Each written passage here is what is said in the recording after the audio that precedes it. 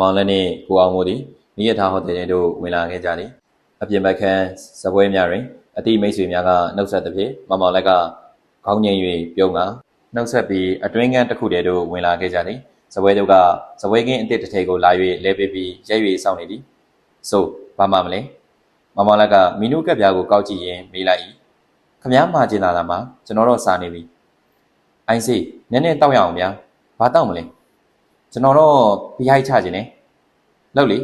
မောင်လက်ကပြားအောင်တစ်စိပ်ဘရန်နီအလက်တစ်လုံးနဲ့ကနန်းဟူရောင်တစ်ပွဲအသေးနဲ့ဟင်းဒီဟင်းရဲ့ကြော်တစ်ပွဲကိုမှားလိုက်သည်နေစမ်းမအောင်ကျွန်တော်မလာခင်အဖွားကြီးနဲ့ဘာရီစကားလက်စုံကြနေတယ်လေမောင်လက်ကအိတ်ထဲကကနူကမာစီကရက်ဘူးကိုဖွင့်၍စီကရက်လိတ်ကိုမီးညင်နေသည်အလကားပါဗျာထုံးစံတိုင်းကျွန်တော်ကိုနိုင်ငံရေးမလုပ်ထုတ်ပြောကြတာပေါ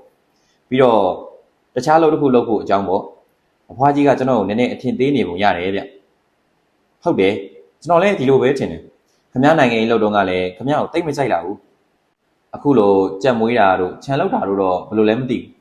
သူတို့သဘောမကျဆုံးကတော့ခမည်းစာမိုးဝဲပဲမဖြေတော့ပဲအစိုးရကိုအတိုက်ခံလုပ်နေတဲ့ကိစ္စပဲသူတို့သဘောကတော့အစိုးရဘက်မှာဖြစ်ဖြစ်အခြားအလားအလာရှိတဲ့ဘက်မှာဖြစ်ဖြစ်လှုပ်စေခြင်းနဲ့ထင်တယ်နိုင်ငံရေးလုပ်တော့အနည်းဆုံးအာဏာရပါတီမှာလှုပ်စေချင်တာပေါ့ဗျာခမည်းလိုလူဝင်လို့ရင်ပါလီမန်အတွင်းဝင်လောက်ဘုတ်အဖွဲ့ခြေရမင်းလောက်တော့ဖြစ်မှာပေါ့ခမည်းလောက်ရည်ချင်းမရှိတဲ့လူတွေတောင်တွင်တွင်ကြဲကြဲလုပ်နေကြတာခေတ်မဟုတ်လားအေးလေသူတို့ဘက်ကကြည့်မယ်ဆိုရင်လည်းကျွန်တော်ဟာသုံးမဲတကောင်ဖြစ်နေမှာပေါ့ကိုအောင်မိုးကဆေးပြင်းလိတ်ကိုမင်းကြီးရေးခွာနေလေသည်ကဲကျွန်တော်ကိုပြောချင်တယ်ဆိုတဲ့ကိစ္စကတိတိကိစ္စမဟုတ်လားစဉ်းစားပါဦးမောင်လက်ကကိုအောင်မိုးကိုပြုံးစီစီကြည့်၍မေးလိုက်လေသည်ကိုအောင်မိုးသည်ရုတ်တရက်မဖြေပဲဆေးပြင်းလိတ်ကိုခွာနေလေသည်မျက်နှာမှာပူထူသွားသည်ဟုထင်လိုက်၏ကန်ကွန်ဘီခရင်ကျွန်တော်ရိပ်မိပါတယ်ဗျခမားအရင်တစ်ခေါက်မန္တလေးမှာ2လလောက်နေသွားတော့ငါရိပ်မိတယ်ကျွန်တော်တွေမကောက်ဘူးရီလဲရိပ်မိတယ်တီကလည်းရိပ်မိတယ်အဖွားကြီးကတော့ချက်စုံတစ်ဘက်ကမီးတောက်ပြီးသားဒီကိစ္စလိုပဲဆိုတော့လေဒါပေမဲ့ကျွန်တော်ကတီကိုဖွင့်ပြောလိုက်ရင်တီကကျွန်တော်လိုလူတယောက်ကိုလက်ခံနိုင်ပါမလားလို့ကျွန်တော်စိတ်ထဲကတန်တရားဖြစ်နေတာတီကလက်ခံနိုင်ထောင်းအဖိုးကြီးဖွားကြီးကလက်ခံခြင်းမှလက်ခံနိုင်မယ်တကယ်လို့သူတို့ကို no ဆိုရင်ကျွန်တော်နဲ့သူတို့ခင်မင်ပြက်ပြီးအထင်လဲသွားကြမှာလို့လေစိုးရင်ခမားသဘောကမောင်လက်ကဝိုင်လာငှဲ့ပြီးတော့ဘရန်နီဖန်ခွက်ကိုတူးရှိတို့တိုးပေးလိုက်ပြီးအတောက်ခိုင်းတဲ့ဖြစ်နှစ်ယောက်သားဖန်ခွက်ကိုကောက်ကင်မြောက်ပြီးတန်ကုန်းစီတောက်လိုက်ကြသည်ကျွန်တော်သဘောကတော့ဖြစ်မယ်လို့ထင်တာပဲဘာလို့မဖြစ်နိုင်ရမှာလဲခမားတို့ကျင်တာ okay ဆိုရင်ခမားအဖိုးကြီးလည်းရှိတယ်ဦးအောင်မြင်လည်းရှိတယ်ကျွန်တော်လည်းရှိတယ်တီတို့အဖိုးကြီးကိုဘေးကဝိုင်းလော်ရမှာပဲကျွန်တော်ကတော့အဖိုးကြီးဖွားကြီးကညင်းချလိုက်မှဆိုးတယ်ပြီးတော့တီကလည်းကျွန်တော်က propose လုပ်လိုက်လို့စိတ်နှောက်ယှက်မဖြစ်စေချင်ဘူးအိုင်စေကိုအောင်မို့ခမည်းတော်တော်လျှော်တဲ့လူပဲမင်းကလေးတယောက်ကကိုယ့်ကိုချစ်ပါတယ်လို့အပြောခံရတဲ့အတွက်ဘယ်တော့မှစိတ်နှောက်ယှက်မဖြစ်ဘူးဗျဒါကသူတို့ဖို့ဂုဏ်ယူစရာတိလားဒီပြင်မင်းကလေးတွေဖို့တော့ဒီလိုအပြောခံရတာဂုဏ်ယူစရာပဲဒါပေမဲ့တီဖို့တော့မဟုတ်ဘူးထင်တယ်မောင်လက်ကကိုအောင်မိုးကိုကြည့်၍ပြုံးပြလိုက်သည်မောင်လက်သည်ကိုအောင်မိုးကိုရင်းရင်းနှီးနှီးတီးလူဖြစ်၏တကယ်တော့လေကိုအောင်မိုးအမြင်လိုက်လောကတွင်မိမနှမျိုးနှစ်စားရှိတစ်မျိုးတွင်ခင်တီတီမအပဖြစ်သောကဘာကြီးတစ်ခုလုံးတွင်ရှိသည့်မိမများဖြစ်သည်ဒီလိုမိမများသည်တစ်ဖက်တွင်ပြော့ချက်များရှိသည်ဟုထင်တခြားတစ်မျိုးကပြောညံ့ချက်ချိုးယင်းချက်ဆို၍ဘာမှမရှိသောမိမမျိုးဖြစ်၏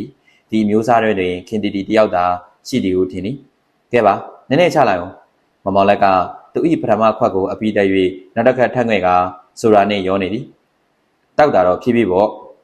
ကျွန်တော်အဖို့တော့ဒီပြဿနာတည်ရရှင်ရေးပဲကိုမောင်လိုက်ကျွန်တော်ဒီကိစ္စကိုဘယ်သူမှဖွင့်မပြောသေးဘူးခမ ्या ကိုပထမအောင်ဆုံးပြောခြင်းပဲခမ ्या ကတော့ကျွန်တော်နဲ့အယူဆအမြင်ချင်းမတူပေမဲ့တယောက်ကြောင်းတယောက်နားလည်ပြီးသားဆိုတော့ခမ ्या ကိုပဲပြောပြရမှာကျွန်တော်အထင်ပြောရမလားပြောပါပုံမှန်လင်းလင်းပေါ့မောင်လက်ကပြုံးနေသည်မောင်လက်ရဲ့အပြုံးမှာနှစ်လိုပဲရှိပေ၏ကျွန်တော်အထင်ကိုမပြောခင်ကျွန်တော်မိမအထင်ကိုအရင်ပြောမှဖြစ်ခမ ्या သိတဲ့အတိုင်းရီဟာဖြတ်တိုးညံတိတ်ကောင်းတယ်အကင်းပါတယ်သူထင်တာတွေကတိတ်မလွဲလာဘူးအထူးသဖြင့်အိမ်တော်ကြီးနဲ့ပတ်သက်တဲ့သူ့အထင်တွေကတိတ်မလွဲလာဘူးဗျဆိုပေါင်းကိုအောင်မိုးကအရက်ခတ်ကိုမော့၍တောက်ပြီးပြုံးနေတကယ်ပြောတာဒီကိစ္စမှာရီကခမ ्या ဘက်မှာရှိတကယ်လားဗျတကယ်ပါရီဟာခမ ्या ကိုခင်းတယ်ပြီးတော့တီကိုခမ ्या စွန်ပါပဲလို့သူကတွက်ထားတယ်ကိုအောင်မိုးမှာမမောင်လက်စကားကြောင့်မျက်နှာတစ်ခုလုံးဝင်းထိန်သွားလေသည်သူမျက်လုံးများမှာတလက်လက်တောက်ပကြ၏မောင်လက်ကဖန်ခွက်ထဲတင်ကျနေသည့်အရက်ကိုမော့ချလိုက်ပြီး ဒါပေမဲ့ခမ ्या ကိုကျွန်တော်တခုပြောစရာရှိခမ ्या ကိုတက်ဆွေကိုသိသလားဘာဖြစ်လို့လဲကိုတက်ဆွေနဲ့တော့ခမ ्या အကျိတ်နဲ့ချရလိမ့်မယ်ထင်တယ်ဗျဘယ်ကကိုတက်ဆွေလဲဗျစောစောကဝင်းထိန်နေတော့ကိုအောင်မိုးကြီးမျက်နှာမှာညှို့မိုင်းသွားသည်ကိုထင်ရသည်ကိုတက်ဆွေဆိုတဲ့လူကတရားဝင်ကြီးဦးစံထွန်းရဲ့သားမန္တလေး University မှာကတိကလုပ်နေတယ်ကျွန်တော်တို့တိတ်မရင်းနေပါဘူးကျွန်တော်တို့ထက်နည်းနည်းဂျူနီယာကြပါတယ်သူ့ရည်ချင်းကတော့ရုပ်ချောတယ်ဗျပတ်စံရှိတယ်ဗျာတိတ်သဘောကောင်းတယ်အဖေကတရားဝင်ကြီးသူကကတိကဆိုတော့ဂုံရှိတယ်ပညာတတ်တယ်ရေးတက်ကလူကဒေါက်တာဘွဲ့ရတယ်ဗျာမင်းကလေးတွေသဘောကျတဲ့အရေးချင်းမရှိကိုအောင်မိုးဒီဘာမှမပြောနိုင်ပဲမျက်မှောင်ကြီးကုတ်ကဆေးပင်လိတ်ကိုဖွာဆိုင်နေ၏ကျွန်တော်ထင်တော့တီတီကိုပိုးနေတယ်ထင်တယ်ဒီထဲအဖွားကြီးကလည်းခမ ्या သိတဲ့အတိုင်းကျွန်တော်ကတော့ခမ ्या ပြောမှရိပ်မိတာပဲအေးလေအမှန်ကတော့ခေတီတီလိုမိန်းမတယောက်ကိုပိုးပန်းကြမှာပေါ့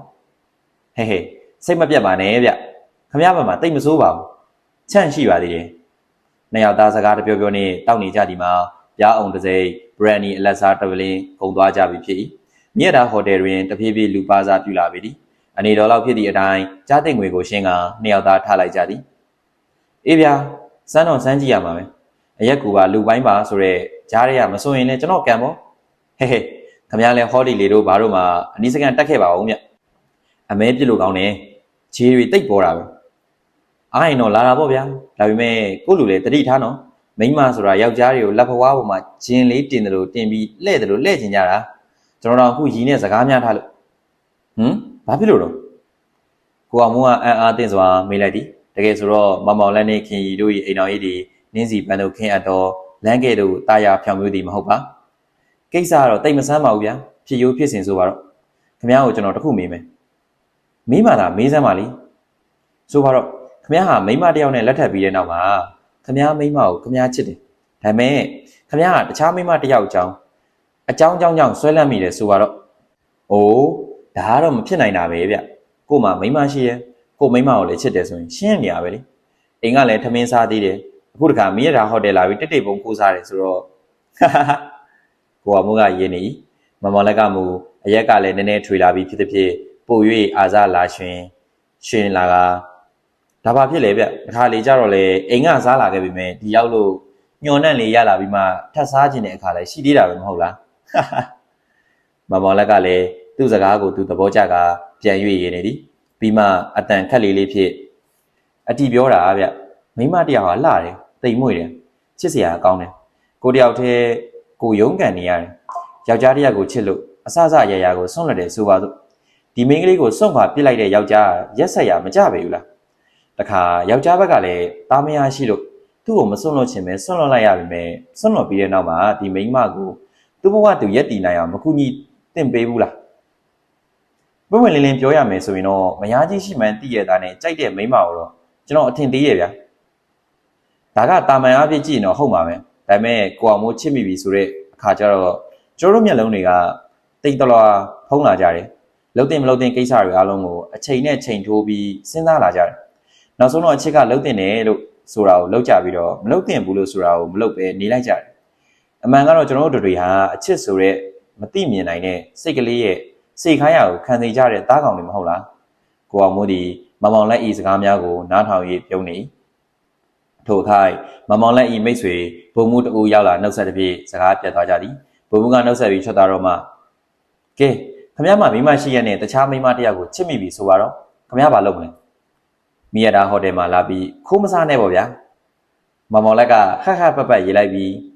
ခမ ्या တွေးပုံခေါ်ပုံနေရခက်မိတယ်လို့နဲ့ရှေးကြနေပြီဒီမှာကိုအောင်မို့ကျွန်တော်အဖို့မှာမိန်းမ2မျိုး2စားရှိတယ်တဲ့တစ်မျိုးကသူကချီပဲခမ ्या ကိုစီကအကုန်ယူခြင်းတယ်သူကဘာမှပြန်မပေးဘူးတခြားတစ်မျိုးကတော့သူကချီပဲအကုန်ဆွန့်လွတ်တယ်ခမ ्या စီကဘာမှမတောင်းအဲ့လိုမိန်းမ2မျိုးကြမှာခမ ्या ရောက်နေရင်ခမ ्या ဘာလုပ်မလဲကျွန်တော်ခုတော့ပြဿနာပ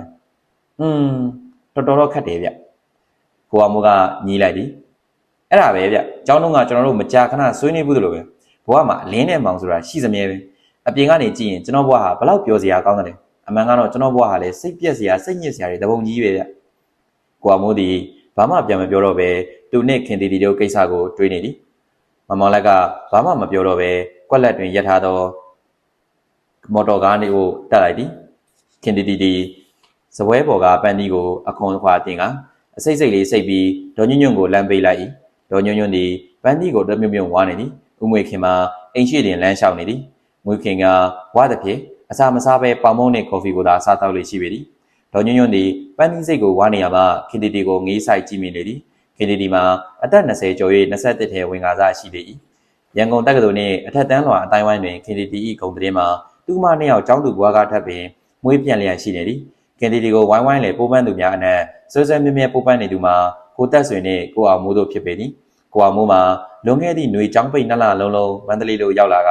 ခင်တီတီတို့အိမ်တွင်ဝင်ထွက်သွားလာနေခဲ့သည်ကိုအောင်မိုးကခင်တီတီကိုနှစ်ကာချစ်နေကြောင်းကိုလူကြီးတွေကရောခင်ရီတို့ကပါရိပ်မိနေသည်ကိုအောင်မိုးနှင့်ခင်တီတီကိစ္စကြောင့်ဦးငွေခင်နှင့်ဒေါ်ညွန့်ညွန့်မှာခေါင်းချင်းဆိုင်တိုင်ပင်ရင်းနှီးညောင်းမှစကားများသည့်ဖြစ်ခဲ့ကြ၏ဦးငွေခင်ကကိုအောင်မိုးမှာခင်တီတီနှင့်အလိုက်ရော့ဆုံးဟုဆိုကာကိုအောင်မိုးဘက်ကိုမဲတင်းခဲ့ပြီးဒေါ်ညွန့်ညွန့်ကမူခင်တီတီမှာငယ်တီဟု၎င်းကိုအောင်မိုးကလည်းခင်တီတီကိုဆွဆွလန်းလန်းရှိဟန်မတူဟု၎င်းခင်တီတီကိုယ်တိုင်ကလည်းကိုအောင်မိုးကိုနှစ်သက်ပုံမရဟု၎င်းရင်းကိစ္စမျိုးတွင်မိမတို့၏ထုံးတန်းစင်လာအတိုင်းအကြောင်းမျိုးမျိုးပြကဝိလေကြောင်ဘက်လုပ်နေခဲ့သည်တို့ရတွင်ခင်တီတီတို့ပို၍အလားလာကောင်းသောလူတစ်ယောက်နှင့်မှပေးစားသည်ဟုလည်း၎င်းကိုအောင်မိုးမှာသူမျော်မှန်းသောအဆင့်နှင့်ကွာလန်းလွန်လာသည်ဟု၎င်းစသည့်မိမိစိတ်ထဲတွင်တည်ရှိနေသောတကယ့်အကြောင်းရင်းကိုမူဒေါ်ညွန့်ညွန့်သည်ဖော်ပြခြင်းမရှိဘဲတိုးဝက်ထားလေသည်ကိုအောင်မိုးစိတ်ပြက်လက်ပြက်နှင့်အနီးစခန်းတို့ပြန်သွားသောအခါကဲဘယ်နဲ့ရှိစမပြောဘူးလားဟိုသောစကားမျိုးဖြင့်ဒေါ်ညွန့်ညွန့်ကဦးငွေခင်အားအောင်ပွဲခံလိုက်သည်စိတ်ထဲကလည်းကြည်ရဝမ်းအသာကြီးဒါနေမိလေသည်ဦးသက်ဆွေရန်ကုန်တက္ကသိုလ်မှမန္တလေးတက္ကသိုလ်တို့ရောက်ရှိလာတာအိမ်တို့ဝင်ထွက်သွားလာသောအခါ၌မူကားဒေါ်ညွန့်ညွန့်မှာအတိုင်းထက်အလွန်တကွန်နှင့်ကုတ်ကားဖြစ်လျက်ခင်တီတီနှင့်အဆအဆရရအလိုက်ရော်ဆုံးသူမှာကိုသက်ဆွေတယောက်သာဖြစ်သည်ဟုစိတ်နှလုံးတုံးတုံးချလိုက်လေတော့သည်ဒေါ်ညွန့်ညွန့်၏အမြင်တွင်ကိုသက်ဆွေနှင့်ကိုအောင်မိုးမှာမိုးနှင့်မြေလိုကွာခြားနေပေသည်ကိုအောင်မိုး၏နိုင်ငံရေးယူဆများနှင့်ဟန်ပန်တို့ကို၎င်းအထက်တန်းလွှာလောင်ပြောင်တယော်တတ်သည့်အကျင့်ကို၎င်းနောက်ဆုံးအနီးစကန်တွင်ကြက်ဘဲတရိษံမွေးမြူကခြံဆိုင်နေသည့်အလုပ်ကို၎င်းဒေါ်ညွန့်ညွန့်သည်နည်းနည်းမြမနစ်မြုပ်ပေထိုမြမကမိမိ၏သမီးအထွေးဆုံးအချောဆုံးအရင်ဆုံးခင်တီတီကိုတစ်ဖက်သက်ချစ်ကြိုက်နေသောကိုအောင်မိုးသည်အိမ်တို့တလကိုသတင်းလာရောက်နေထိုင်ကဇွဲနှပဲကြီးဖြင့်ပိုးပန်းနေသည်ကိုလည်းစိတ်ထဲတွင်အခမ်းရခံနေသည်နောက်ဆုံးကိုအောင်မိုးစိတ်ပြည့်၍ပြန်သွားတော့မှဒေါ်ညွန့်ညွန့်သည်ရင်ကိုမကတပ်ပြင်းကိုချနိုင်ခဲ့ပေသည်ကိုသက်ဆွေကဒေါ်ညွန့်ညွန့်၏စိတ်ထဲကတမတ်တယောက်၏အရေးချင်းတွင်တင်းပြည့်ချက်ပြည့်ရှိသူဖြစ်၏တဦးသေးသောသားဖြစ်၍အမွေတွေအများကြီးရရန်အလားလာရှိသည်ပညာတက်ယုံမြမကနိုင်ငံခြားဒီဂရီတစ်ခုကိုပင်ရယူစုကူခဲ့သောပါရဂူတဦးဖြစ်သည်ဆွေကြီးမျိုးကြီးမှဆင်းသက်ပေါက်ဖွာလာကရှေ့တွင်အလားလာပေါင်းများစွာဖွင့်လျက်ရှိသူဖြစ်သည်ထို့ကြောင့်ဒေါ်ညွန့်ညွန့်အမြင်တွင်ကိုသက်ဆွေသည်6ပြည့်ကင်းတဲလဲစဉ်ဖြစ်နေသည်တီးထပ်ပို၍ခင်တီတီနှင့်လိုက်ရောသူမရှိတော့ဟုထင်မိသည်ကိုသက်ဆွေသည်အိတ်ခံပွဲများပါတီများရုပ်ရှင်ရုံများသို့ခင်တီတီနှင့်ပြောင်ပြောင်ပင်သွားလာလျက်အိမ်သို့လည်းမကြာခဏဆိုသလိုရောက်လာတတ်ပေရာကိုသက်ဆွေသည်ခင်တီတီကိုတကယ်ဆွဲလန်းသည်ဟုဒေါ်ညွန့်ညွန့်ကတစ်ထစ်ကျယူဆထားလိုက်လေသည်တို့တိုင်အောင်ဒေါ်ညွန့်ညွန့်မှာရင်သမားမှဖြစ်နေသည်ခင်တီတီ BA အောင်လင်ကိုကပင်တင်ရီတောင်းမြူအောင်းမိတ်မိပေသည်ဒေါ်ညွန့်ညွန့်ကိုယ်တိုင်ဥငွေခင်နှင့်လွန်ခဲ့သောအနှစ်30ကျော်ကလက်ထပ်ခဲ့စဉ်တော့ကဆိုလေသူ့မိခင်ကပင်ရွေးချယ်၍လက်ထပ်ပေးခဲ့ခြင်းဖြစ်၏တစ်ဖက်နှင့်တစ်ဖက်စနီးနာကြပြီးနောက်ဥငွေခင်ကအိမ်သို့လာ၍လဲနေဒေါ်သမီးအလောင်း၏အကဲခတ်ကိုခံယူခဲ့သည်နှစ်ဦးနှစ်ဖက်လူကြီးချင်းစိစက်ကြောင်းလန်းပြီးနောက်မှသူတို့နှစ်ဦးတိတိဆိုင်တွေ့ကတယောက်သဘောကိုတယောက်တီးခေါက်ခဲ့ကြပြီးနေကောင်းရက်သာရွေးလျက်လက်ထပ်ခဲ့ကြခြင်းသာဖြစ်ပေရာသူတို့လက်ထပ်မင်္ဂလာကိစ္စမှာအဆဆရရချုံးမွေစွာဖြစ်ပြီးခဲ့လေသည်တို့ရတွင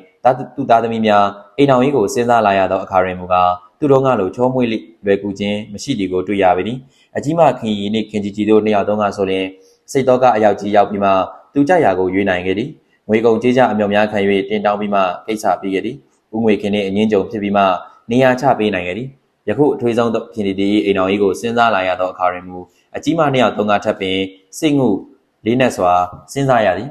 ရခင်အခါကများထပ်ပင်ဦးငွေခင်နှင့်ပို၍စကားများရသည်ဦးငွေခင်ကမူဖခင်များထုံးစံအတိုင်းသမီးများကိုသူတို့ကိုယ်စွမ်းကိုယ်စားဖြင့်ပညာထွန်းထွန်းမောက်မောက်ရှိသောသမီးများဖြစ်စေခြင်းသည်ယောက်ျားကိုမိကိုအားထားယောက်ျား၏ဂုဏ်ကြောင့်အယောင်တောက်နေရသောသမီးများအဖြစ်ကင်းလွတ်စေခြင်းသည်အထူးသဖြင့်သူ့ချစ်ဆုံးသောသမီးထွေခင်တီတီကိုပို၍ထွန်းထွန်းပေါက်ပေါက်ဖြစ်စေလိုပေသည်အိမ်တော်လေသားချပေးသည့်တိုင်အောင်ကုံဝဲကိစ္စတစ်ခုတွင်အရှုံးအမြတ်ကိုကြိုတင်တွက်ချက်တကယ်သို့ယခုလောက်စိတ်ငုနေသည်ကိုမကြိုက်ပေလူငယ်များကိုသူတို့၏စိတ်ဆန္ဒအလျောက်ရွေးချယ်စေလိုသည်ဒေါ်ညွန့်ညွန့်ကလည်းလူငယ်များအားရွေးချယ်ခွင့်ပေးခြင်းကိုလုံးဝသဘောမတူအောင်ဖြစ်နေ၏ ဒီခေတ်ကြီးတွင်အလင်းမြန်လှုပ်ရှားလျက်ရှိသည်ကိုဒေါ်ညွန့်ညွန့်တီမဟုတ်ကောင်းကောင်းသိ၏ခင်တီတီလိုအရွယ်မိန်းကလေးများသည်ယခုခေတ်တွင်ယောက်ျားများနှင့်တွဲကလွတ်လပ်စွာသားလာနေကြ၏မော်တော်ကားကိုကိုယ်တိုင်မောင်းကလမ်းထွက်တက်ကြပြီဖြစ်၏အရေးကြီးဆုံးအချက်ကခုခေတ်လူငယ်များသည်အိမ်အောင်ရေးကိုမိဘများ၏အစွမ်းဖတ်မခံပဲသူတို့၏ကိုယ်ပိုင်ကိစ္စတစ်ခုဖြစ်သည်ဟုယူဆလာကြခြင်းဖြစ်သည်လူငယ်များ၏အိမ်အောင်ရေးကိုမိဘများကစီမံပေးခြင်းသည်ခေတ်မမီတော့ဟုယူဆလာကြသည်ဒေါ်ညွန့်ညွန့်သည်ဒီယူဆကိုလုံးဝလက်မခံနိုင်ပေလူငယ်တွေစိတ်ကြရွေးချယ်ခွင့်ပေးခြင်းကိုထောက်ခံပြောဆိုသူမှန်သမျှအားသမီးချင်းမဆာနာဟုထင်မိသည်ဒီလိုလွတ်လပ်စွာပေးထားလျင်ခေတီတီအိမ်အောင်ဘက်အဖြစ်မတင်တော်သည့်လူတစ်ယောက်ကိုရွေးပြီးဖြစ်မှာဆိုမိသည်မိန်းမများလွတ်လပ်စွာပေးထားခြင်းမှာသူ့အမြင်တွင်ကလေးတစ်ယောက်အားရန်အပြည့်ထိုးထားသော6လုံးပြိုးတနတ်နှင့်ကစားခွင့်ပြုထားသည့်တူနေသည်ထို့ကြောင့်လည်းဒေါ်ညွန့်ညွန့်သည်ခေတီတီကိစ္စတွင်အမြဲတစေအကဲခတ်၍စောင့်ကြည့်နေခဲ့ခြင်းဖြစ်၏ကိုသက်ဆွေသည်အတီမဟုတ်ပဲခပ်ပေါ့ပေါ့ပင်စိတ်ကူးထက်လေသလားဟု၍လည်းစိုးရိမ်မိသည်တို့ရာတွင်ခေတီတီကိုယ်တိုင်ကကိုသက်ဆွေကိုချစ်လျက်ရှိပြီးယုံများမကကိုသက်ဆွေလိုလူတစ်ယောက်သည်ဒီလိုရိုင်းရိုင်းပြပြသောစိတ်ကူးမတန်ရာဟုကိုဖြေယူရလေသည်မကြမေးမီကခေတီတီကသူ့ဟာကိုသက်ဆွေကစကားဆလာသည့်အကြောင်းကိုဒေါ်ညွန့်ညွန့်အားပြောခဲ့ဘူးသည်ခေတီတီဒီလိုကိစ္စတွင်မိခင်ကြည်နဲ့အောင်တိုင်ပင်တဲ့လောက်တိုင်ပင်ခဲ့ပြီသည်ဒေါ်ညွန့်ညွန့်မှာဒီတော့မှစိတ်အေးသလိုရှိသွားပြီသည်ကိုသက်ဆွေကသူဒီအိမ်တော်ရေးကိစ္စများလိုအရေးကြီးသောကိစ္စများကိုသူ့မိမိအားအမြဲတမ်းတိုင်ပင်သည်ဟုခင်တီတီကိုပြောခဲ့သည်သူတို့ကိစ္စကိုနားဖောက်ရန်သူ့မိကိုလည်းစာရွေးရီခေါ်လာကြောင်းဖြင့်ကိုသက်ဆွေကပြောပြကြောင်းခင်တီတီကဖွင့်ပြောခဲ့သည်တို့ရာတွင်ကိုအောင်မိုးကိုမြင်လိုက်သောအခါ၌မူကားဒေါ်ညွန့်ညွန့်၏စိုးရိမ်ကြများမှာတဟောဝါပြန်ရေးပိုပြန်လာသည်ခင်တီတီမှာကိုအောင်မိုးကိုငယ်ကလေးကခင်မင်လာသူတူဖြစ်ရာကိုအောင်မိုးနှင့်နီးစပ်သွားမည်ဆိုရင်ခင်တီတီကိစ္စမှာရှုပ်ထွေးလာမည်ကိုစိုးရိမ်နေပြီသည်နေပါအောင်တမီးရဲ့မောင်အောင်မိုးကရောဘာဖြစ်လို့မန်းလေးမှာဒီလောက်ကြာအောင်နေနေတာလဲဒေါ်ညွန့်ညွန့်ကခင်တီတီကိုပြောကပန်းသီးစိတ်ကလေးကိုက်လိုက်ပြီးခင်တီတီသူကိုယ်တိုင်ပန်းသီးတစ်စိတ်ကိုကောက်ယူစားလိုက်သည်အိုးမမေကလည်းအကူအောင်မန်းလေးရောက်တာဒီနေ့မနက်မှရောက်တဲ့ဟာပဲအော်အေးဟုတ်သားပဲစကားဆက်မိလို့သမီးကိုပြောပြရအောင်မယ်ဒေါ်ညွန့်ညွန့်ကလက်တုပ်ပေါ်အဖြစ်နှခမ်းကိုတုပ်နေသည်သူ့မျက်နှာမှာလေးနက်သည့်အသွင်ကိုဆောင်၍သူ့နှက်တံမှာတည်ငြိမ်နေသည်ခင်တီဒေါ်ညွန့်ညွန့်ပြောမိစကားကိုတီးပြီးသားဖြစ်နေသည်မိမိပြောမှသမီးသိပါတယ်မိမိဒီကိစ္စမှာတီတီကိုစိတ်ချပါမိမိတလောက်တွေးပြီးစိတ်တော့ကရောက်မနေပါနဲ့ခင်တီမိခင်ကိုချစ်၏တနာ၏တို့ရတွင်ဒေါ်ညွန့်ညွန့်၏အိမ်တော်၏သဘောထားများမှုကိုတိတ်မကြိုက်လာပြီရှေးဆန်သည်ကိုထင်ပေသည်မိမိသဘောကတော့ကိုမယူနိုင်တဲ့လူတစ်ယောက်ကိုကျိုးရှိရှိနဲ့လန်ထားပြီးမျောလင်းချက်ပေးမထားမိမိရဲ့တီလည်းတငယ်နဲ့စားလေးမဟုတ်တော့ပါဘူးဒီအကြောင်းမပြောပါနဲ့တော့ခင်တီကညှဉ်းညူ၍ပြောလိုက်သည်အေးပါကွယ်သမီးတိပြီးသားဆိုရင်လည်းမပြောတော့ပါဘူးဒါပေမဲ့မိမိမသိအောင်ဘာမှမခုံးမကွယ်မထားပါဘူးဆိုတဲ့ဂရီကိုတော့မိမိကိုပေးပါကွယ်နော်သမီးခင်တီကဒေါ်ညွန့်ညွန့်ကိုစက်ကနေကြည့်ကဒီမှာမိမိမသိအောင်သမီးဘာမှမလုပ်ဘူးစိတ်ချမိမိကသာသမီးကိုတပူမလုပ်နဲ့ဒီတော့မှဒေါ်ညွန့်ညွန့်ဒီကောင်းတဆက်ညိတ်ကသမီးချောကိုကြည့်၍ပြုံးနေလေသည်ခင်တီထမင်းစားကမ်းမှအိမ်ရှိသို့ထွက်လာခဲ့လေသည်ဒေါ်ညွန့်ညွန့်မှာအပေါ်တက်ဖျားဆောင်တို့တက်၍ဖျားဝေပြူနေသည်အငွေခင်မှာခြံထဲတွင်လမ်းလျှောက်နေတော့ပင်ဖြစ်လေသည်ခင်တီနှစ်ယောက်ထိုင်ဆိုဖာကြီးပေါ်တွင်ပြစ်ထိုင်လိုက်ပြီးတပ်ပြင်းချလိုက်သည်သူရင်ဒီတိတ်ခုံလျက်ရှိယနေ့ညနေတွင်ကိုအောင်မိုးလာမည်ဟုပြောသားသည်ကိုအမှတ်ရနေသည်ကိုသက်ဆွေကလည်းဒီချိန်ဆိုလင်လာနေကြဖြစ်သည်သူတို့နှစ်ယောက်လာ၍များစုံညလင်သူတို့မျက်နှာသားတွေဘလို့နေကြမည်ကိုတွေးကြည့်နေသည်ထိုမှတဆင့်သူတို့နှစ်ယောက်အကြောင်းကိုရှင်း၍စဉ်းစားနေပြီသည်ကိုအောင်မိုးနှင့်ငယ်ငယ်ကရင်းရင်းနှီးနှီးနေကြသည်ကိုအမှတ်ရနေသည်တည်ဆုံးသွားသည့်သူ့ကိုခင်မောင်စောနှင့်ကိုအောင်မိုးတို့အောက်ထက်ကအခန်းထဲတွင်စားချက်ရာတို့လာ၍စော့လင်အောင်ငေါက်ထုတ်ကြပုံထိတ်တို့မနာတထာခောက်ကြပုံကိုတရိရလာသည်ဒီလိုရှိဟောင်းနောက်ပြက်တွေကိုတွေးမိလျင်ခင်တီ၏စိတ်မှာကြည်နူးသလိုဖြစ်လာသည်ကိုအောင်မိုး၏အချစ်မှာဖြူစင်တန်ရှင်းကြောင်းခင်တီတည်ပေသည်ကိုသက်ဆွေအကြောင်းကိုစဉ်းစားလိုက်တင်မူကားဘာကြောင့်မှမသိခင်တီ၏ရင်မှာရင်လေးသလိုလိုဖြစ်နေမိသည်ကိုသက်ဆွေကိုယ်တိုင်ကမူရိုးသား၍သဘောကောင်းသူတစ်ယောက်ဖြစ်၏တို့ရတွင်စိတ်ထဲမှာအလိုလိုစိုးရိမ်ကြောက်လန့်နေပေသည်သို့တော်လည်းအိမ်တော်ဘက်အနေဖြင့်စဉ်းစားလျင်ကိုသက်ဆွေနှင့်အိမ်တော်ရေးမှာချောမောဖျောက်ပြလျက်ရှိပြီးကိုအောင်မိုးနှင့်အိမ်တော်ရေးမှာခလုတ်ကတဲ့တွင်ပြည့်နေသည်ဟုထင်ရပေသည်ခဏကြာလျင်တကားမှခေါင်းလောင်းသည့်တံကိုကြားရလေသည်ဒီကနေ့ကိုအောင်မိုးပဲဟုတွေးမိကခင်တီမှာရင်တလက်ခုန်လာလေသည်ကိုအောင်မိုးလာလျင်သူ့အချစ်ကိုတောင်းခံတော်မူဟုသိပြီးစိတ်ထဲတွင်နောက်ကြည့်လာပြန်လေသည်သူတို့နေ့ကာချစ်နေသူတယောက်အားပြက်ပြက်တန်းတန်းကြီးပြောပြရမည်ကိုလည်းဝင်လေသလိုဖြစ်နေသည်သူဟာတက်စိန်ကျိုးချိုးသည့်အဖြစ်မရောက်ရလေအောင်တယောက်နဲ့တယောက်ချစ်နေသည်ဟုပြောရခင်ရလည်းမဖြစ်နိုင်ပေခင်တီ တကားဝါတို့သွားကဘီလက်တန်တကားကိုအထဲမှာတောက်ခတ်ထားရကဖွင့်ပေးလိုက်သည်ကိုအောင်မိုးကရှက်လက်ရှိအဖြူကိုလက်ခောက်ဝစ်ထားပြီးဘန်ကောက်လုံကြီးတပတ်နွမ်းကိုဝစ်ထားလေသည်သူ့မျက်လုံးများကခင်တီတီကိုစူးစိုက်ကြည့်နေကြသည်စားတော့ပြီးကြပြီလားကိုလာတာများစောနေသလားမစောပါဘူးခင်တီတီကတော့ကလောက်ကိုပြန်ခတ်ပြီးတော့ကိုတိုင်တွင်ချိတ်ထားကမျက်နှာလှည့်ပြီးဆိုဖာတစ်လုံးတွင်ဝင်ထိုင်လိုက်သည်တီတီကိုပြောချင်တာတွေရှိလို့စောစောလာခဲ့တာပဲညမှာဧည့်သည်တွေလာတက်လုံးလို့အရင်တုန်းကလိုဧည့်သည်တွေလာတော့မဲလားဧည့်သည်ကတော့ပြက်တယ်မရှိပါဘူးဒီလိုပါပဲမင်းကလည်းအပေါ်တက်မှာဘုရားရှိခိုးနေတယ်ခဏကြာရင်ဆင်းလာမှာပါကိုအောင်မိုးကခင်တီတီကိုတစ်ချက်များလှမ်းကြည့်လိုက်သည်ခင်တီတီမျက်နှာမှာหนีမြန်းသွားသည်ဟုထင်ရသည်ကိုမန္တလေးမှာဘယ်လောက်ကြာမယ်ဆိုတာတီတီပေါ်မှာပဲမူတည်တယ်လို့ပြောတာမှတ်မိသေးလားဟုတ်တယ်တီတီကိုဘွားဟာတီတီပေါ်မှာပဲတည်နေတယ်ခင်တီတီမျက်နှာတွေထူပူလာကခေါင်းကိုအောက်ကလေးငုံတာထားလိုက်သည်ဘလို့ဖြေရမှန်းမသိပေကိုရှိရီဟာတီတီအဆုံးဖြတ်ပေါ်မှာတည်နေတယ်တကယ်ပဲကိုမန်းလေးကိုဆင်းလာတာဟာဒီအကြောင်းကိုပြောပြချင်လို့ပဲတီတီသဘောတူတယ်ဆိုရင်ကိုလူကြီးတွေကိုနားပေါက်နိုင်မယ်ခင်တီတီအသက်ရှူမားသလိုမောနေသည်သူတို့ကလုံးမှာပီတိတွေဝေးဖြာနေသည်ယောက်ျားတစ်ယောက်၏ချစ်စကားကိုနားထောင်ရသည်မှာဒီလောက်ကြည်ညိုဝမ်းသာစရာကောင်းလိမ့်မယ်ဟုဘယ်တော့မှမထင်ခဲ့ဘူးတို့ရတွင်တီတီ၏ကြည်ညိုဝမ်းသာခြင်းမှာခဏမျှသာကြားလိုက်သည်ချက်ချင်းပင်သူ့မျက်စိထဲတွင်ကိုသက်ဆွေကိုမြင်ရောက်လာပေသည်ခင်တီကိုအောင်မိုးအားကောင်းကောင်းလေးကလှမ်းကြည့်ပြီးနော်တီအခုမစင်းစားပြရစေနဲ့ဟုတ်ကိုအောင်ဖြစ်နိုင်မယ်မထင်ပါဘူးတီကညင်းလိုက်မယ်ဆိုရင်တော့ကိုကလောကရန်မှာကန်အစိုးဆုံးလူ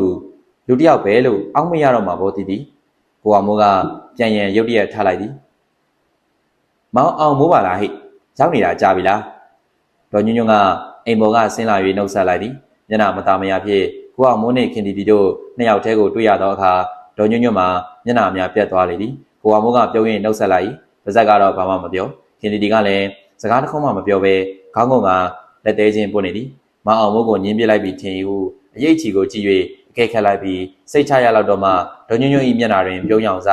ပြူလာလေသည်ဒေါ်ညွန့်ညွန့်ကကလတ်ထိုင်တွင်ဝင်ထိုင်လိုက်ပြီးကိုအောင်မိုးအားအလောက်ကိုင်းချင်းတွေကိုမေးမြန်းနေသည်ဒီတော့မှကိုအောင်မိုးသည်ပြန်၍ထိုင်လိုက်ရပြန်ကဒေါ်ညွန့်ညွန့်အားပြောပြနေရသည်စိတ်ထဲကတော့တိတ်မပါလာပဲ9မိနစ်လောက်အကြာတွင်အိမ်ရှိမှကားတစ်စီးစိုက်တန်ကြားရပြီးခင်တီတငယ်ချင်းခင်လာရောက်လာလေသည်ခင်လာမှာမနစ်ကမှဘုံမူကြီးတယောက်နှင့်လက်ထပ်ခဲ့သူဖြစ်ပေသည်ခင်လာမှာပိန်ပိန်ပါအသားပြပြနေဖြစ်သည်သူ၏ရင်အုံမှာခန္ဓာကိုယ်နှင့်မလိုက်အောင်ဖွင့်ထွားနေပြီခင်လာနှင့်ခင်တီမှာတက္ကသိုလ်တွင်ယင်းဒီတော်တငယ်ချင်းများဖြစ်ခဲ့ကြပြီးခင်လာသည်ဘုံမူကြီးတယောက်လိုအနေထားရှိသူနှင့်လက်ထပ်ခဲ့ပြီးနောက်ခင်တီကိုလည်းအလားလားကောင်းသူတယောက်ကိုမှလက်ခံရန်မကြာခဏနားချတတ်သည်ကိုသက်ဆွေအားလက်ခံရန်ခင်တီကိုမကြာခဏလည်းတိုက်တွန်းသည်ကိုအောင်မိုးကလုံးဝသဘောမကျပေတီလူကလည်းခွာကြကြခင်လာသည်ခင်တီနဲ့တွေ့တိုင်းကိုအောင်မိုးကိုပြစ်တင်ရှုတ်ချကသူ့ကိုရဲစရာဖြစ်အောင်လုပ်ပြတတ်သည်လူကသူ့ကိုယ်သူတိုင်းပြည်ကိုကဲတင်နဲ့ကဲတင်ရှိကြီးလောက်ထည့်ပြီးတော့ဘဝကိုမြင့်နေတာဒီရဲ့ကိုတို့ဆိုရင်လေသူ့လောက်နားမလဲဘူးမသိဘူးထင်ပြီးစကားလောက်သိပြောချင်မှမရဘူးကိုကလည်းသူ့လိုရောင်60သမားဆိုရင်ကြည့်လို့ကိုမရဘူးစပုံမွေးစုတယ်အမှန်ကတော့ခင်လာကကိုအောင်မိုးကိုမျက်နှာကြောမတက်ဒီမှာတဘာဝကြပဲဒီကိုအောင်မိုးကလည်းခင်လာလိုမိမမျိုးဒီအိမ်တော်ကြီးဈေးကွက်တွင်ယောက်ျားကောင်းကောင်းလိုက်ရှာနေသူတဦးတယောက်လောက်သာသဘောထားလေသည်ဘက်နဲ့ဖောက်ပြန်ပျက်စီးနေတဲ့ကျမတို့လောကကြီးတွေကိုပြန်ရောက်လာပြီဆိုပါတော့ဘက်နဲ့လဲရှင်ကျမတို့လောကကြီးကိုပြင်လို့ရပါဦးမလားခင်လာကကိုအောင်မိုးကိုမထိတ်တထိတ်ပြောရင်းမေးလိုက်သည်တခါတွင်ကိုအောင်မိုးကအထက်လာလောကကိုဖောက်ပြန်ပျက်စီးနေတော့လောကဟုရှုတ်ချခဲ့သည့်စကားကိုညှို့လိုက်ခြင်းဖြစ်ပေသည်ကျွန်တော်တို့အညတရတယောက်ပြောတဲ့စကားလုံးတွေကိုဒေါ်ခင်လှလို့တက်မင်းကြီးကတော့တူကခုလိုစိတ်ဆက်ဆက်မှတ်ထားတယ်ဆိုရင်ကျွန်တော်မှအင်မတန်ဂုံတက်လာပါပြီဗျာကိုအောင်မိုးဒီခက်ထိတ်ထိတ်ပြန်ရေးပြောလိုက်သည်မှတ်ရတာပေါ့ရှင်ကိုအောင်မိုးတို့ကတိုင်းပြည်ကြီးဘာဖြစ်မယ်ဆိုတာဗျာဒိတ်ပေးနိုင်တဲ့ပုံကိုယ်တွေမဟုတ်လားဒါထက်အသီးတွေကိုတို့လေလဲရှစ်လလောက်မှမြကြီးနာပြောင်းရလိမ့်မယ်လို့အမိန့်လာတယ်ခင်လာကခေတီနဲ့လက်၍စကားဆက်၍ပြောနေဒီတော့မှကိုအောင်မိုးမှာနေတာထိုင်တာရှိသွားလေသည်သူတို့နှစ်ယောက်စကားပြောနေတော့ခင်တီကိုမတိမတာကြည့်နေမိသည်သူတိတ်ဆိတ်နေတဲ့ဖြင့်ဒေါ်ညွန့်ညွန့်ကသူ့ဘက်လက်ကဓာတ်ချက်မောင်းအောင်မို့မန္တလေးမှာတော်တော်ကြာနေအောင်မယ်မလားနိုင်ငံရေးကလုပ်သေးသလားတပုံထတာကလည်းမပြီးသေးဘူးတဲ့မိရထားတွေမိုင်းမုံထောင်လူတွေတေဆိုတော့တိုင်းပြည်ကနစ်နာလာပါပြီကွယ် ကျွန်တော်နိုင်ငံရေးမလုပ်တော့ပါဘူးတော်မန္တလေးမှာလည်းခဏပဲတိတ်ကြကြမနေနိုင်ပါဘူးတက်မင်းကတော့ဒေါ်ခင်လာလာမှာကိုအောင်မိုးနိုင်ငံရေးကထွက်လိုက်ပြီးကြားသည်နဲ့ကိုအောင်မိုးကိုလက်ကြည့်ပြီးပြောလိုက်သည်ခင်တီရှိတွင်ကိုအောင်မိုးကိုလောင်ပြောင်ပြင်လိုက်ခြင်းသည်တကားမှခေါင်းလောင်ခောက်တန်ကြားလာသဖြင့်အိမ်ပေါ်မှာလေးတယောက်သွား၍ဖွင့်ထားလိုက်သည်ကိုအောင်မိုးကထရန်ဟန်ပြင်လိုက်၏အစီကံမှနောက်ကလိုက်ကနောက်လိုက်လာတော့အသားပြပြူရုပ်ချောချောထတော်မမလူတယောက်ကိုတတိထားလိုက်မိသည်ဧကန်နာကိုတက်ဆွေဆိုတဲ့လူဖြစ်မှာပဲဟုတွေးလိုက်မိသည်တိတ်မချောလာသဖြင့်ခင်တီကိုဖြတ်ကလေးလဲကြည့်လိုက်သည်ပြီးအကဲခတ်လိုက်သည်ခင်တီကိုတက်ဆွေကိုကြည့်ပြီးကိုအောင်မိုးကိုလမ်း၍ကြည့်လိုက်သည်နှင့်ဆုံသည်ခင်တီနတ်မောင်သောမျက်လုံးများမှာတစ်ဖြက်ဖြက်လှက်တောက်ပနေသည်ဟုထင်ရသည်ခင်တီနှင့်ကိုတက်ဆွေတို့ချစ်နေကြပြီလားဟုလည်းတွေးလိုက်မိသည်ကိုတက်ဆွေကိုချစ်ပြီးဆိုလျှင်ကိုတက်ဆွေမှာဘလို့ရချင်းတွေများရှိလိုက်ပါလေဟုတွေးလာမိသည်ထို့ကြောင့်ခင်တီချစ်သောကိုတက်ဆွေကိုအကဲခတ်ရန်ကိုအောင်မိုးသည်ထမီပြူရမှမထသေးပဲဆက်၍ထိုင်နေသည်မိမိနှင့်ပြိုင်မတ်တယောက်ကိုကြည့်မြင်ရ၌ပြိုင်မတ်ဖြစ်သူ၏ကောင်းကွက်တွေကိုထည့်မစင်စားပဲစိုးကတ်များကိုသာကြည့်သူများလည်းရှိကြ၏မိမိထက်သာသောရှင်ပြိုင်မတ်ဖြစ်နေသူတွင်ဘယ်ရချင်းတွေကကိုထက်သာနေတဲ့ဟူသောစိတ်ဖြင့်ကောင်းကွက်များကိုသာတွေးကြည့်နေသူများလည်းရှိကြပေသည်ကိုအောင်မိုးပါရှင်ပြိုင်မတ်ဖြစ်၏ကောင်းကွက်များကိုသာကြည့်တတ်သူဖြစ်၏ကိုအောင်မိုးသည်ကိုတက်ဆွေ၌မိမိထက်တပန်းသာနေသောအရေးချင်းများရှိနေသည်ကိုအလွယ်တကူပင်သတိထားလိုက်မိသည်ကိုတက်ဆွေ၏မျက်လုံးမှာအစဉ်ပြုံးချိုနေသည်သပင်လိုင်းတို့များသည်ညာဘက်နှစ်ဖူးဆုံဝဲတွင်ဝဲကြနေသည်ထူထဲစိမ့်ဖန်သောမျက်ခုံးအောက်မှမျက်လုံးများမှာတစ်ဖြက်ဖြက်တောက်ပကညှို့နေသည်ဟုထင်ရသည်နှကန်းအစုံမှာหนีထွေး၍ပြုံးရောင်တန်းနေ၏ထက်တရှင်လက်ရှိအောက်မှာကျေပြန့်သောရင်အုံများယောက်ျားပိသားချင်း၏အမတ်လက္ခဏာကိုဆောင်၏မိအိုးရောင်ပေါ်တွင်အစိမ့်ကွက်ကြဲကြဲရက်ထားသောဗန်ကောက်လုံးကြီးကိုခါမှစီးထားလေသည်ယောက်ျားပိသားသောသူတစ်ယောက်ပေသည်ကိုသက်စရီအားလုံးကိုနှုတ်ဆက်ပြီးမှခင်တီကိုနှုတ်ဆက်၍ထိုင်ချလိုက်သည်နှုတ်ဆက်သောအခါတွင်သူ့မျက်လုံးများနှင့်နှကန်းများတွင်အပြုံးသည်ပုံမဝင်းလက်လာသည်ဟုထင်ရသည်ကိုအောင်မိုးကသာကိုသက်ဆွေလိုစူးဆိုင်အကဲခတ်နေတယ်လို့လည်းကိုသက်ဆွေကမူကိုအောင်မိုးကိုတစ်ချက်များလှည့်မကြည့်သေးပြီဟောဒါကမန္တလေးတက္ကသိုလ်ကကတိကဒေါက်တာသက်ဆွေတဲ့မောင်သက်ဆွေဒါကကိုအောင်မိုးဆိုတာလေဒေါ်ညွန့်ညွန့်ကမိတ်ဆွေရေးပေးလိုက်တဲ့ဖြစ်ကိုသက်ဆွေကထလာကကိုအောင်မိုးကိုလက်ဆွဲနှုတ်ဆက်လေသည်ဟုတ်ကဲ့တွေ့ရတာဝမ်းသာပါတယ်ကျောင်းမှာတော့ကတွေ့ဘူးသလိုပဲလက်ဆက်တော့မန္တလေးကမန္တလေးကမဟုတ်ဘူးဆရာရဲ့ဇာတိကတော့ရန်ကုန်ပဲခုတော့ကျမတို့လိုရန်ကုန်တို့မန္တလေးတို့ကနေတာမဟုတ်ဘူးဖောက်ပြန်တဲ့အထက်တန်းလွှာတွေကိုတွေ့ရလို့မျက်စိစမွေမေးစူးရဲဆိုပြီးအနီးစကမ်းမှာသွားနေတယ်လေဝတ္ထုတွေကဇက်လိုက်တွေလို့ပေါ့ခင်လာလာကပြုံးစနေနဲ့ဖြစ်ပြောလိုက်၏ခင်လာလာနောက်ပြောင်ပြောသည်ကိုသိတဲ့ဖြစ်ကိုသက်ဆွေကချိုးသားစာပြောလိုက်ရင်ဩနီးစကမ်းမှာနေသလားအေးတော့အေးမှာပဲဒါမဲ့ပြင်းစရာတော့ကောင်းလိမ့်မယ်ထင်တယ်နော်ဟုတ်ကဲ့ပြင်းနေပြောရလို့တော့မဟုတ်ပါဘူးအခွင့်မတင်တော့ဒီလိုပဲတော်ရချောင်းမှာခိုးရတာပေါ့ကျွန်တော်လည်းတောတဘာဝကိုသဘောကျတယ်တောမှာနေရတာစိတ်ချမ်းမြေ့လိမ့်မယ်လို့ထင်တယ်ကိုသက်ဆွေကပြောလိုက်သည်အမှန်ကတော့ကိုသက်ဆွေသည်လက်ရောညီထိပြောလိုက်ခြင်းများသာဖြစ်၏လူတစ်ဖက်သားအကြိုက်ကိုလိုက်တက်၍လေကိုသက်ဆွေမှာအပေါင်းအသင်းများအလဲမှာမျက်နှာအပွင့်လူဖြစ်ပေသည်ဒါပေမဲ့ဆရာရဲ့ခဏပြောလာတာကောင်းပါပါကြားတော့လေညီငွေ့စရာဖြစ်မှာပေါ့ကင်လာလာကဝင်၍ပြောလိုက်ပြီးအစီကံမာလေးကန့်လာပြီးတော့လိမ္မော်ရီဖန်ခွက်ကိုယူပြီးဆက်ကူစုပ်တံကိုလှပစွာခိုင်ကစုံနေ၏ကြာရင်တော့လည်းမပြောတတ်ဘူးပေါ့လေရှမ်းပြည်နယ်ကချွမြော်ခင်းနေလာပြီးယာဒီဥဒုကောင်းတော့ပြောစရာကောင်းမလားလို့ပါကိုသက်ဆွေကကိုအောင်မိုးကိုတလဲခင်တီကိုတလဲကြည့်၍ပြောလိုက်သည်ကိုသက်ဆွေကစကားကိုဖောင်လောက်အောင်ဖြစ်နေတဲ့ပြည့်ဒေါ်ညွန့်ညွန့်မှလည်းညင်၍နေလေသည်ခင်လာလာမှလည်းကိုအောင်မိုးကိုမဆတော့ပဲကိုသက်ဆွေကိုသာအထင်ကြီးတော်မျက်လုံးများဖြင့်ကြည့်နေလေကိုသက်ဆွေကမူအမေရိကန်ပြည်ကြေးတော်ရှုကင်တာယာပုံများကိုပြောပြနေသည်ကိုအောင်မိုးမှလည်းကိုသက်ဆွေ၏အမေရိကန်ချီးမွမ်းခန်းကိုနားထောင်ကဘာမှမပြောဘဲငြိမ်သက်နေထပ်၍ပြန်ကျင်လာတော့ဖြစ်တော့လေသူခန္ဓာကိုယ်ကြီးကမရွေ့ပဲထိုင်လျက်သားပင်ရှိနေသည်အမေရိကန်ကြေးတော်ရှုကင်းတာယာလှပပုံမှနေ၍အမေရိကန်ပညာရေးစနစ်ကြောင်းရောက်သွားကြပြန်သည်ထိုမှတစ်ဆင့်မြမအကြောင်းသားများအကြောင်းရောက်သွားကြပြန်လေသည်ကျွန်တော်တို့လေအကြောင်းသားဘွားကလာတာပဲဒါပေမဲ့အခုခေတ်အကြောင်းသားတွေကဆရာလို့ရိုသေရမှန်မသိကြဘူးအခွင့်ရှိရင်တမကဖွဲ့ပြီးစူပူလောက်ဖို့ပဲကြည်နေကြတာပဲအခုလေတန်ခွဲတန်းချစနစ်ဆိုတာကိုကန့်ကွက်နေကြပြန်ပြီတန်ခွဲတန်းချလုံးမှာတက္ကသိုလ်ဟာလူတန့်ပြီးတက္ကသိုလ်နဲ့တူလာမှာပေါ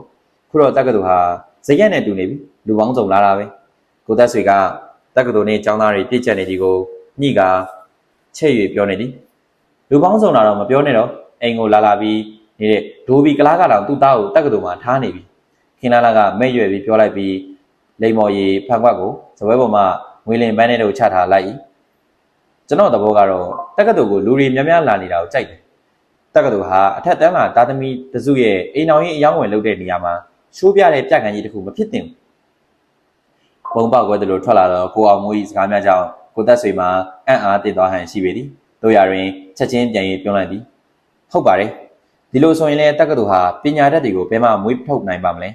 ခင်လာလာကမူကိုအောင်မိုးဘက်ကိုမျက်စောင်းထိုးလိုက်ပြီးနှက်ခမ်းမိလိုက်သည်ဘာမှတော့မပြောအော်ဓာတ်ထက်လာမယ့်လာစမ်း3ရက်မှာတည့်ရဲ့မွေးနေ့ပါတီလုပ်မလို့အငိတ်900မလားလို့စိတ်ကူးထားတယ်အမာဆိုင်ရဲ့အငိတ်ဆိုတော့နာမည်ကြီးလုံးလို့တော်တော်လည်းမကြည့်ဘူးသေးတာနဲ့ကောင်းတယ်ကြီးရဲ့အရင်တက်မင်းကြီးပြောင်းတော့ကအမာဆိုင်အငိတ်နဲ့ပေါ့ကျွန်တော်လည်းအเจ้าမှာကြည့်ဘူးတယ်တော်တော်ကောင်းတာပဲကိုသက်ဆွေရရောခင်လာလာကပါထောက်ကန်ကြသည်ကိုအောင်မိုးကမူဘာမှပြန်မပြောပြီကိုအောင်မိုးသည်စကားဝိုင်းနေကြမနေခြင်းတော့ပြီထို့ကြောင့်အားလုံးကိုနှုတ်ဆက်ကထားထိုင်လိုက်ခရီးတီကိုလည်းစစ်စစ်ကြည့်၍နှုတ်ဆက်လိုက်သည်ခရီးတီမျက်နှာမှာမတိမတာညှို့နေသည်ဟုထင်မိပေသည်ကိုအောင်မိုးကနှုတ်ဆက်ပြီးအထလိုက်တွင်ဦးငွေခင်ကခြံထဲကလမ်းလျှောက်လာပြီးအိမ်ထဲသို့ဝင်လာလေသည်ဟေးမောင်အောင်မိုးပါလားကွမန္တလေးရောက်နေတာဘယ်တော့ကလဲဦးငွေခင်ကမောင်အောင်မိုးကိုဝမ်းတာအားရနှုတ်ဆက်နေပြီးကိုသက်ဆွေကိုပြုံး၍ကောင်းကြီးနှုတ်ဆက်နေလေသည်ဦးငွေခင်က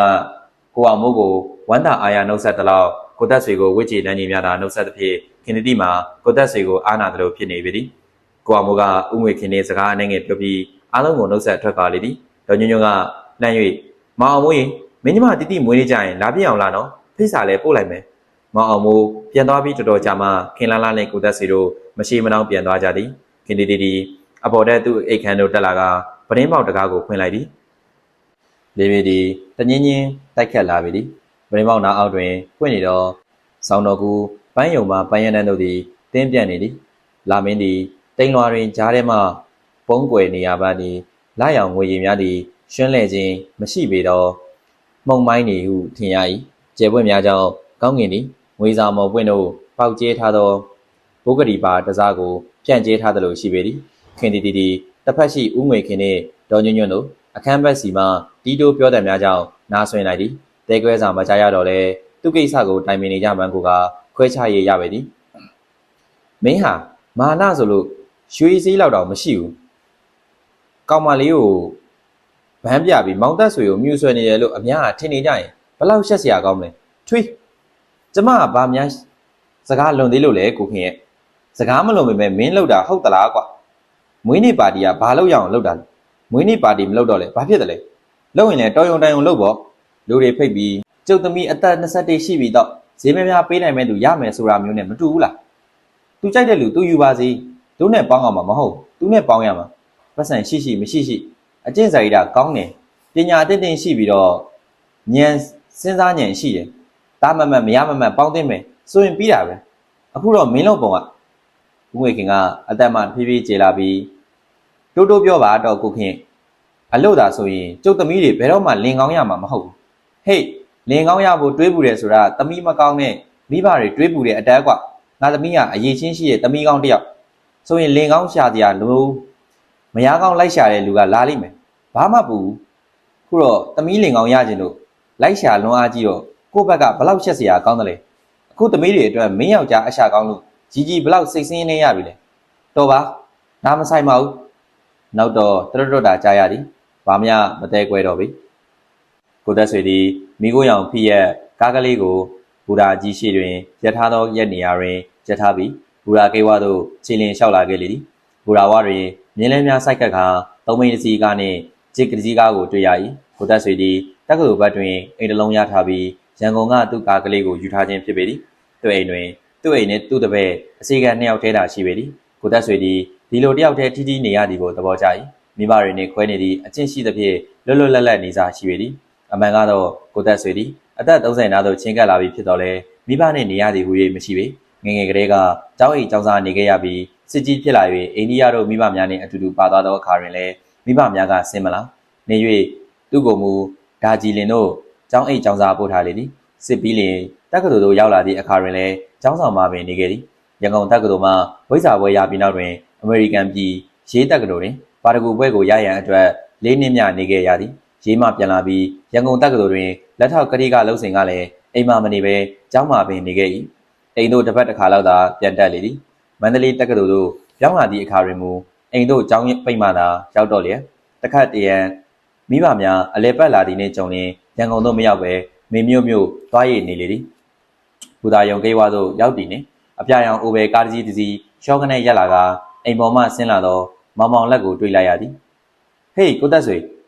ဘသူလာကြတာလဲမောင်မောင်လက်ကကားပေါ်မှာအစင်လှမ်း၍နှုတ်ဆက်၏ဟာအကိုကြီးပါလာ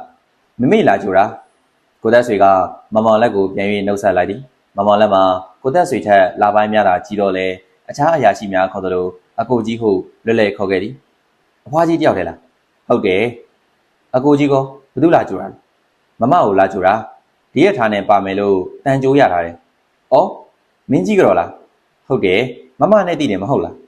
ဟုတ်ကဲ့ရန်ကုန်မှာတော့တစ်ခါတွေ့ဘူးပါတယ်မင်းကြီးကောင်မပါဘူးလားဟာသူကတော့မပြောနဲ့တော့ရားလို့တောင်ကုတ်အားတာမဟုတ်ဘူးအခုအစိုးရစီမံကိန်းတွေနဲ့လုံးထွေးနေတာပဲ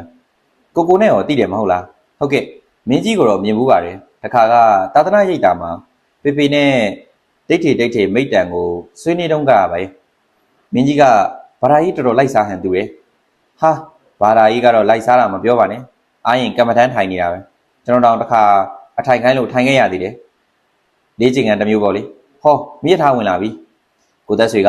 အင်္ဂလိပ်လိုလမ်းပြောလိုက်သည်တန်တိုင်မိတိုင်များမိစိမ့်ပြ၍နေလေတန်တိုင်များသည်တကြွကြွမြည်လာကြသည်ပလက်ဖောင်းပေါ်တွင်လောက်သမားများမိရထားအမှုမှန်များအကျိုးလာသူများနှင့်ရှုပ်ရှက်ခတ်နေပေသည်မိရထားကြီးသည်အချိန်နှင့်ပြေးဝင်လာရာကနေရှဲကနေလေဝရိတ်မိလာတဲ့နှင့်အတူထိုးရရက်လိုက်သည်ဂက်စ်ဘိုသည်အလန်စိမ်းကိုကိုင်ကဂက်စ်တွဲမှခုန်ချလိုက်သည်ခေါင်းတွဲစက္ကန့်မှစက်မောင်းလူကစက်ကောင်းထဲမှကိုယ်တပိုင်းထွက်ပြီးဂက်စ်ဘို၏အချက်ပြအလံကိုလှမ်း၍ကြည့်လိုက်သည်စူးရှသောအော်အော်တန်ထွက်ပေါ်လာလေ၏ဘလဖောင်းပေါ်မှလူအုပ်ကြီးသည်မရထားတွဲများအနားသို့တိုးဝေးကတ်လာကြပြီးအလုသမားများကကုံတင်သောလက်တွန်းလဲများသို့အပြေးတွန်းလာခဲ့သည်မရထားထဲမှခီးတဲ့များကလည်းတိုးနှင့်တိုးဝေးကပလက်ဖောင်းပေါ်သို့ဆင်းလာခဲ့ကြသည်မီးလောင်နေသောတစ်တုံးတရုံးပေါ်မှဆင်းလာကြသောပိုးပရွက်များကဲ့သို့ပေသည်ကိုသက်ဆွေနှင့်မမောင်လက်သည်လူအုပ်ချားထဲမှတိုးဝေးကအထူးတွဲများစီတို့လျှောက်လာခဲ့ကြလေသည်ဆရာမေမေဟိုအတွဲမှာပါတယ်ဆရာဒါကြီးတစ်တာကြီးတစ်လုံးကိုမနိုင်တနိုင်ဆွဲသွားတော့လူငယ်တယောက်ကအနီးမှဖြစ်သွား၍လမ်းអော်သွားသည်ရန်ကုန်တက္ကသိုလ်တော်ကတပည့်ဖြစ်ခဲ့မှုသောကျောင်းသားတယောက်ဖြစ်ပေ၏ကိုသက်ဆွေသည်ကျောင်းသားညွန်ပြသွားသောအထူးတွဲစီတို့လူအုပ်ချားထဲမှတိုးဝေးလျှောက်လာခဲ့လေသည်မမောင်လက်မှာလူအုပ်ချားတဲ့တွင်ညှက်၍ချန်ခဲ့လေသည်ကိုသက်ဆွေသည်ကျောင်းသားညွန်ပြသောအထူးတွဲတို့လှမ်း၍တက်လိုက်သည်သူကလမ်းအတက်လေသည်ယထာထဲမှမိမပြိုတူဆင်းလာသည်နှင့်ကြုံသည်ဖြင့်လမ်းသားသောခြေလမ်းကိုပြန်၍ရုပ်သိမ်းပြီးရှောင်ပေးလိုက်ရသည်မိမပြို၏အသားမှာဝင်း၍ဥနေသည်ဆန်ရွယ်များကိုရွှေတလင်းပြင်လိုလှပသောနှစ်ဖူးပြင်၏အညာအစွန်းတွင်ဝဲဖက်ချထားသည်ဇင်ရောတောင်လိုဝိုက်ကွေ့စိမ့်ဖန်သောမျက်ခုံးများအောက်မှမျက်တောင်များကြားတွင်မှောင်မင်းရောင်ဆွဲတဲ့ကဲ့သို့ခြေလျားကော့တွေသောမျက်လုံးရွှေများကြီးကလည်းဝိုင်းအဆက်ညှို့ရီကတဖိတ်ဖိတ်ရွှေနေကြသည်နှုတ်ခမ်းအစုံမှာပြေနီရဲကမတိမတာစုထားဟန်ကြားတဲ့ကပြုံးတော့မလို့ရေတော့မလို့ဖြစ်နေလေရာပန်းကြပရုံငုံဖူးလို့ကြည်၍လှပနေသည်ဝင်းဆက်အိတ်တွေတော့ပါမှုထဲမှာပန်းနုသွေးစွန့်နေဖြင့်နုညံ့ပါလာသောစကားဝါပွင့်ဖက်ပေါ်တွင်နှင်းစီရေပတ်ဖြန်းထားသည်နှင့်တူနေသည်ပန်းလွာပေါ်တွင်ပွင့်ဖက်ကြောကလေးတွေပေါ်နေသလိုသွေနှဲ့ကြော့ရှင်သောလေတိုင်းတွင်အကျော်စိမ့်ကလေးတွေပေါ်နေသည်တပေသည်မဲ့ရောင်စပက်ကလင်နိုင်လွန်လက်ပြင်ကိုဝတ်ထား၍နုညံ့ဤဆက်သောပခုံးသားများမှာပေါလုံးခံသလိုဝင်နေပေသည်နိုင်လွန်အင်ကြီးထဲမှဤဖြိုးသောရေမမိုးသည်၎င်းတွယ်လျသောခါးတဲ့လည်း၎င်းနီညိုရောင်ကြော့ကျစ်လုံကြီးအောက်မှဤဆက်ကားတွင်နေသောတင်နှင့်လုံးချောဖြောင့်စင်သောပေါင်နှံများသည်၎င်းကောက်ချောင်းထင်ရှားစွာရေးပြနေသောပကြီကားချက်တခြားလိုလှပနေပေသည်ခုံမြင့်ဖက်နှက်အနီကိုစီးထားသဖြင့်ခြေမိုးများခြေချင်းဝင်းမှပြပြချောချောဆင်းလာပုံမှာကနုတ်ပန်းနွယ်တစ်ခတ်နှင့်တူပေသည်ခြေထဲများหนีရဲအောင်ညီညာစွာဆိုးထားသည်ရဲဝင့်ကြွားသောအလားနှင့်လိုက်ရောပြည့်ပြည့်အောင်စင်ရင်ထားသောအစင်ရင်ပေသည်မိမပြိုသည်ပလက်ဖောင်းပေါ်ဆင်းလိုက်သည်ကိုရာရီမွေးနှံ့မွေးကြိုင်နေသည်မိမပြိုဆင်းသွားတော့မှကိုသက်ဆွေကတွဲပေါ်သို့လမ်းတက်လာသည်လမ်းတက်ပြီးနောက်ကိုသက်ဆွေသည်မိမပြိုကိုနောက်ပြန်လှည့်ကြည့်လိုက်မိသည်မိမပြိုကလည်းလက်ကင်ရင်အနီကိုလက်မောင်းတွင်ချိတ်ထားလျက်လဲတိုင်ကလေးငဲ့၍နောက်ပြန်ကြည့်သည်နှင့်အကြည့်ချင်းဆုံမိလေသည်မိမပြို၏မျက်လုံးရဲမှာအရေးကြီးလက်နေသည်ဟုထင်ရသည်ကိုသက်ဆွေနှင့်မျက်လုံးချင်းဆုံမိသည့်တခဏတွင်မိမပြိုသည်ညီရဲသောနှုတ်ခမ်းတစ်စုံကိုစု၍ပြုံးဟန်ပြုံးလိုက်ပြီးမှလူအုပ်ထဲသို့တိုးဝေးပါတစုံတယောက်ကိုရှာဟန်လှမ်းမြော်ကြည့်လိုက်လေသည်ကိုသက်ဆွေသည်အထူးသွဲသို့လျှောက်လာခဲ့လေသည်ကိုသက်ဆွေ၏မိခင်ဒေါ်ချစ်ချစ်မှာပရင်းပေါင်နာကခုံတခုံတွင်ထိုင်နေရာကကိုသက်ဆွေကိုမြေထားလိုက်စဉ်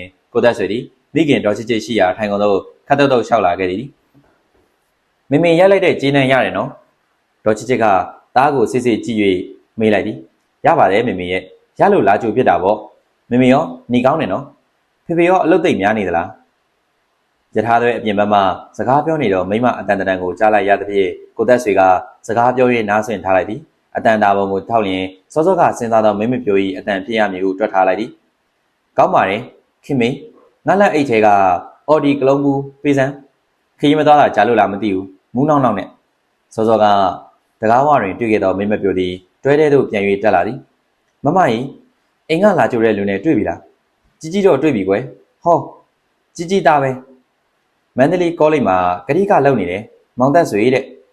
မမဆိုသူမိမပြိုကမောင်သက်ဆွေကိုမျက်လုံးရွှဲကြီးများနဲ့တစ်ချက်မျှလမ်းကြည့်လိုက်ပြီးသူ့ဟန်အတိုင်းနှုတ်ခမ်းများဆု၍ပြုံးရင်ခေါင်းငိမ့်အတိမတ်ပြစ်လိုက်ကနွမ်းနေဟန်ဖြင့်မတွေ့သေးပါဘူးကြီးကြီးရဲ့တန်ကျိုးမှရရဲ့လားမသိပါဘူးဒီတော့မှကိုသက်ဆွေသည်မမောင်လက်နှင့်ရုပ်ချင်းစင်သလိုရှိသည်ကိုတတိထားလိုက်မိသည်အော်မမကိုရန်ကုန်မှာတော့တစ်ခါတွေ့ဘူးတယ်အကိုကြီးလာကြိုပါတယ်ရထားဆိုင်မှာကျွန်တော်နဲ့ကွဲသွားကြတာပါကျွန်တော်ရှာပေးပါမယ်ကိုသက်ဆွေကမမကိုပြောလိုက်ပြီးထားလိုက်သည်ဒီတော့မှမမကိုကိုသက်ဆွေကိုစစ်စစ်ကြည့်၍ပြောလိုက်ပြီးကျေးဇူးပါပဲမောင်သက်ဆွေရဲ့လှုပ်ဆန်းပါအောင်မမတော့မုန်းနေပြီမောင်သက်ဆွေကိုတော့မမတိတ်မမှတ်မိတော့ဘူးဒါပေမဲ့ကြီးကြီးကတက်လက်လုံးသူ့သားအကြောင်းပြောလာလို့သိနေပါပြီမမကဒေါ်ချစ်ချစ်ဘတ်တို့လမ်းကြည့်ပြီးပြောလိုက်သည်သူ့အားမောင်သက်ဆွေဟုရင်းရင်းနှီးနှီးခေါ်လိုက်သည်ကိုကိုသက်ဆွေတတိထားလိုက်မိသည်ကိုသက်ဆွေကပြုံးရင်အပြည့်ထွက်မိဖြူကပလက်ဖောင်းလူအုပ်ချထဲမှယထာစီတို့ရှောက်လာလေသည်မမောင်လက်ကိုမြင်လိုက်သည်နှင့်ဟောဟိုမှာကိုသက်ဆွေကနှမ်းပြောလိုက်သည်ဖြင့်မမသည်မမောင်လက်တွဲပေါ်တက်လာသည်ကိုမဆောင်တော့ပဲအောက်သို့ဆင်းသွားပြီးနှုတ်ဆက်နေသည်မမ၏တွားဟန်လာဟန်မှာခိုးမကလေးလိုပေါ့ပါဖြက်လက်လှပါသည်ကိုသက်ဆွေသည်မမောင်လက်နှင့်စကားပြောနေသောမမကိုလှမ်းမြော်ကြည့်ပြီးမှဒေါ်ချစ်ချစ်ဘတ်တို့လှည့်လိုက်သည်ဒေါ်ချစ်ချစ်ကလည်းမမတို့မောင်နှမဘတ်တို့လှည့်ကြည့်ရမှသူ့ဘက်လှည့်လိုက်ပြီးဖြက်လက်နဲ့ချစ်စရာလေးကွအသားကလေးများနှိုးနေရပဲ